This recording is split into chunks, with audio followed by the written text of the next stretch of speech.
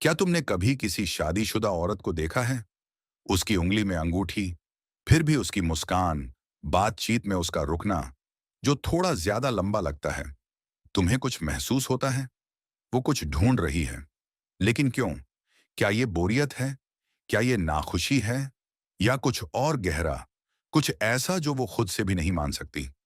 ये है वो असहज सच, जो कोई जोर से कहना नहीं चाहता। कुछ शादीशुदा औरतें बाहर की तवज्जो की चाहत रखती हैं, उन कारणों से जो सिर्फ नाखुश होने से कहीं ज्यादा गहरे हैं। और एक बार जब तुम इसे समझ लोगे, तो तुम रिश्तों, वफादारी या इंसानी स्वभाव को फिर कभी उसी नजर से नहीं देखोगे। मेरे साथ बने रहो, क्योंकि इस वीडियो के अंत तक तुम वो अदृश्य खेल देख पाओगे जो तुम्हारे आसपास खेला जा रहा है, और तुम फिर कभी इसके झांसे में नहीं आओगे।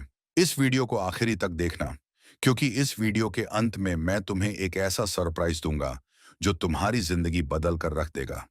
आगे बढ़ने से पहले कृपया चैनल को सब्सक्राइब कर लें। इससे तुम्हें कोई नुकसान नहीं होगा, लेकिन मेरे YouTube चैनल को मोनेटाइज करने में मेरी मदद होगी। कृपया सब्सक्राइब कर दें। चलो टॉपिक शुरू करते हैं। पहली, भावनात्मक उपेक्षा और मान्यता की भूख। ज्यादातर अफेयर, ज्यादातर शादी के बाहर की छेड़खानी, वो सेक्स से शुरू नहीं होते। वो अकेलेपन से शुरू होते हैं। अदृश्य, धीमा, खामोश। जरा सोचो, एक औरत अपने सपनों के पुरुष से शादी करती है। शुरू में वो उसकी बात सुनता है, तारीफ करता है, हर छोटी बात पर ध्यान देता है। लेकिन समय के साथ असल जिंदगी दस्तक देती है। काम, तनाव, बिल, बच्चे, थकान, और धीरे धीरे वो तवज्जो जिसमें वो नहाया करती थी, सूखने लगती है। रातों रात नहीं, बल्कि बूंद बूंद। बातचीत सतही हो जाती है, तारीफें कम हो जाती हैं। उसकी छोटी जीत, नया ड्रेस, नया हेयर कट, काम पर बड़ा दिन, कोई नहीं देखता। और वो छोटा सा दर्द भरा सवाल उसके दिल में घर करने लगता है, क्या मैं अभी भी दिखती हूं? देखो, कई औरतों के लिए भावनात्मक मान्यता सिर्फ अच्छी नहीं, वो ऑक्सीजन है। यही वो आग जलाए रखती है जो आत्म मूल्य की है। इसके बिना वो आग मंद पड़ने लगती है। और जब कोई दूसरा पुरुष, ऑफिस में, जिम में, ऑनलाइन, वो देखता है जो उसका पति देखना बंद कर चुका है, जब वो कहता है, वाह तुम आज कमाल लग रही हो, गर्मजोशी के साथ, जब वो उसकी बातें सुनता है, सिर्फ सिर हिलाता नहीं, बल्कि सचमुच सुनता है, तो कुछ जबरदस्त होता है। वो फिर से जिंदा महसूस करती है। ऐसा नहीं कि वो अपनी कस्में तोड़ना चाहती है, कम से कम शुरू में तो नहीं। वो बस फिर से असल महसूस करना चाहती है, वांछित, महत्वपूर्ण, दृश्यमान। वो बाहर की तवज्जो डोपामाइन का एक डोज बन जाती है, घर में हो रही धीमी भुखमरी का अस्थाई इलाज। सबसे डरावनी बात, उसे शायद ये भी ना पता हो कि यही उसका व्यवहार चला रहा है। वो खुद से कहती है, ये तो हानि रहित है, मैं तो बस दोस्ताना हो रही हूं, सराहना अच्छी लगती है। लेकिन मान्यता नशे की तरह है, और एक बार जब उसे फिर से देखे जाने का स्वाद मिल जाता है, तो उसकी चाहत को रोकना मुश्किल हो जाता है। याद रखो, ये हमेशा सेक्स के बारे में नहीं होता। ये अक्सर भावनात्मक ऑक्सीजन के बारे में होता है। और अगर तुम ये समझ गए, तो तुम देख पाओगे कि भावनात्मक उपेक्षा किसी रिश्ते के लिए बाहरी खतरों से कहीं ज्यादा खतरनाक क्यों है। प्यार को जिंदा रखने के लिए तुम्हें परफेक्ट होने की जरूरत नहीं, लेकिन तुम्हें उसे देखते रहना होगा, सचमुच देखते रहना, शादी की घंटियों के फीके पड़ने के बाद भी। टू, जब बात दर्द की नहीं, बल्कि ताकत की हो। अब अगर मैं तुमसे कहूं कि हर तवज्जो मांगना मासूम नहीं होता, हर बार ऐसा नहीं कि वो दुखी है, कभी कभी ये ताकत के बारे में होता है। हाँ, रियल टॉक। कुछ औरतें, चाहे उन्हें पता हो या ना हो, तवज्जो इसलिए मांगती हैं क्योंकि ये उन्हें कंट्रोल देता है। वो अकेलेपन को नहीं पोषित कर रही, वो कंट्रोल को पोषित कर रही हैं। एक तस्वीर बनाओ, क्या तुमने कभी किसी औरत को बिना कोशिश किए कमरा रोशन करते देखा है?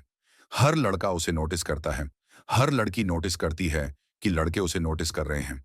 अब उस औरत को शादीशुदा सोचो, वो किसी नए को नहीं ढूंढ रही, वो इस बात की पुष्टि चाहती है कि भले ही वो बंधी हो, उसके पास अभी भी वो जादू है।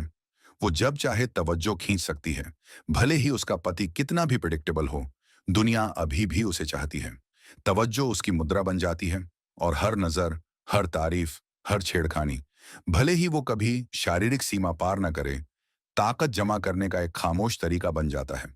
पुरुषों पर, औरतों पर, कभी कभी अपने पार्टनर पर भी। ये ऐसा है जैसे वो कह रही हो, देखो, मैं अभी भी कीमती हूं, मैं अभी भी चाही जाती हूं, मुझे समझौता नहीं करना पड़ता। तुम खुशकिस्मत हो कि मैं तुम्हारे साथ हूं और इसे भूलना नहीं। अब इससे पहले कि तुम नकारात्मक सोचो, समझो कि ये हमेशा जानबूझकर नहीं होता।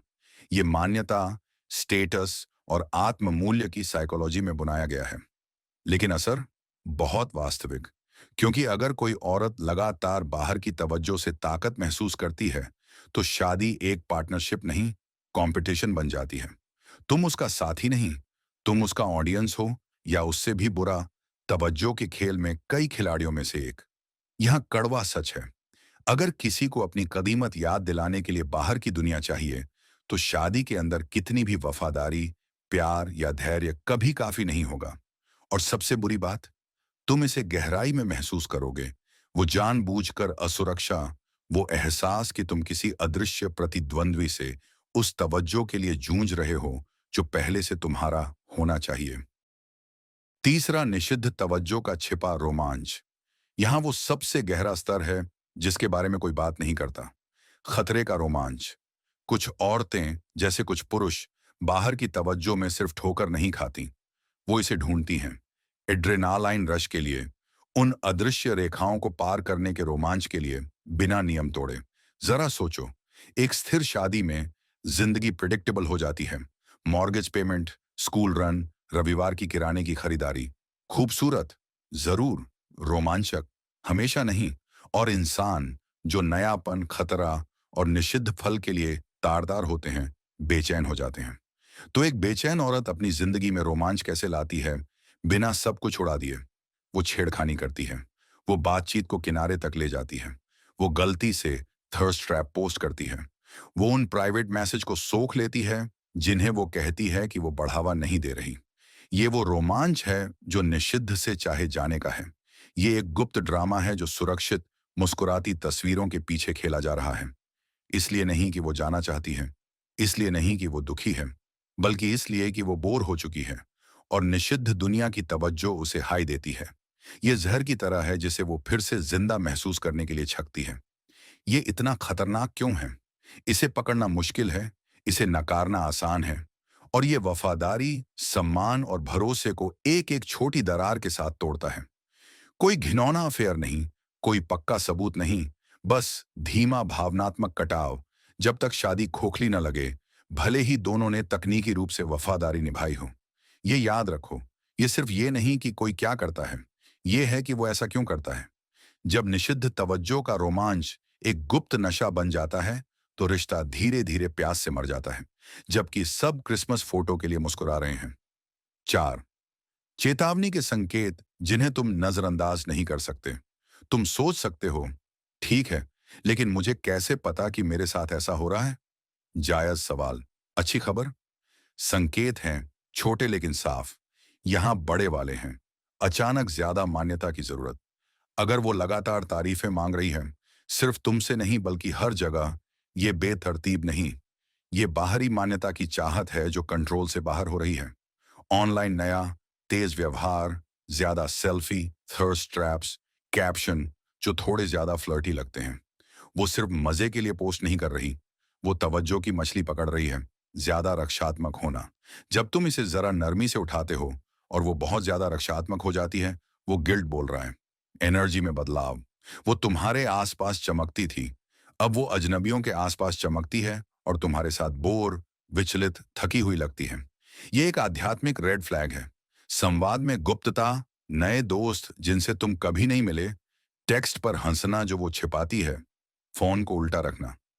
जहां धुआं है, पांचवें, संकेतों को नजरअंदाज करने की कीमत। यहां बिल्कुल ईमानदार हो जाएं। संकेतों को नजरअंदाज करना तुम्हारे रिश्ते को नहीं बचाता, ये बस दिल टूटने को टालता है। बहुत सारे लड़के, अच्छे लड़के, रेड फ्लैग देखते हैं, वो बदलाव महसूस करते हैं, वो दूरी को एक ठंडे कोहरे की तरह बढ़ता हुआ देखते हैं। और वो क्या करते हैं? वो खुद से कहानियां बनाते हैं। वो बस तनाव में है, मैं बस असुरक्षित हो रहा हूं, चीजें ठीक हो जाएंगी जब एक्स ये जेडी हो जाएगा। वो उम्मीद करते हैं कि ये अस्थाई है, वो उम्मीद करते हैं कि ये उनके दिमाग में है।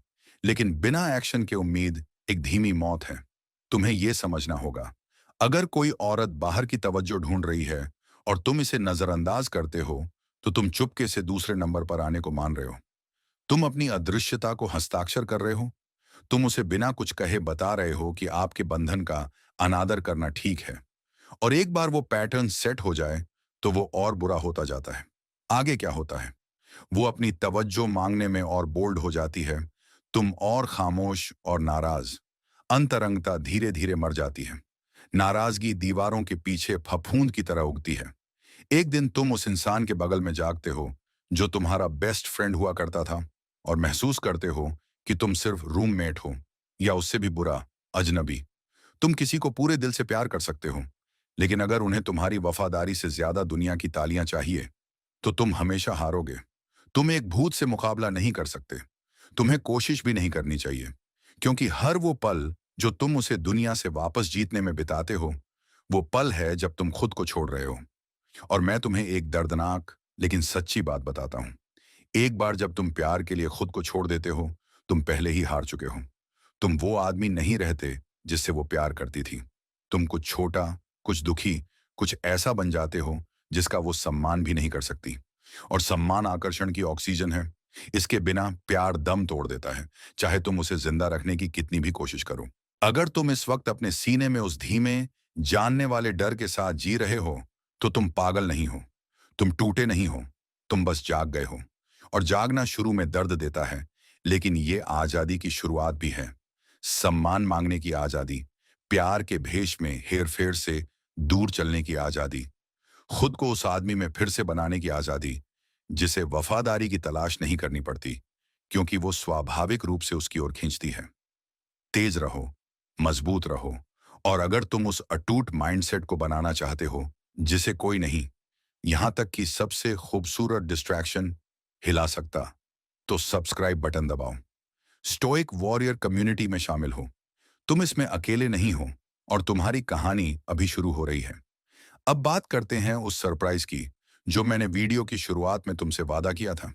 ये सरप्राइज है 10 दिन का फ्री विपश्यना मेडिटेशन, जो तुम्हें आत्मनियंत्रित और प्रभावशाली बनने में मदद करेगा।